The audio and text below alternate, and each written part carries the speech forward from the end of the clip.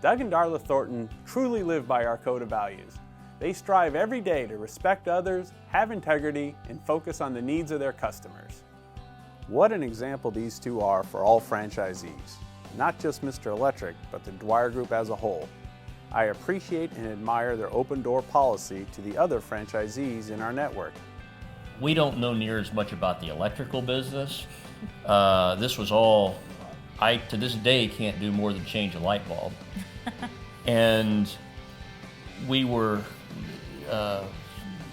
led into this from a message from God that communicated clearly this is where we were supposed to be. And it shows me that just having faith in Him and what He brings to the table is all we need. The rest of it's just loyalty and doing what you're supposed to do. That summit cruise was the most valuable thing I've ever been to in my life. I just got so much of that, of breakout sessions and the tables and getting to talk to all the other different franchise owners and what they were successful for and the ideas they had. I came away with a wow factor of just all the things that they do to be successful. It was just amazing. I guess a year ago almost now, I went back through basic training. We went before we started, and we went again 3 years into it, I guess, a year ago. And there's so much stuff that we saw differently and could understand so much more. I definitely recommend that to everyone. But just the fact that there's a guide, that there's a system, that there's something that you know that works, gives you that strength.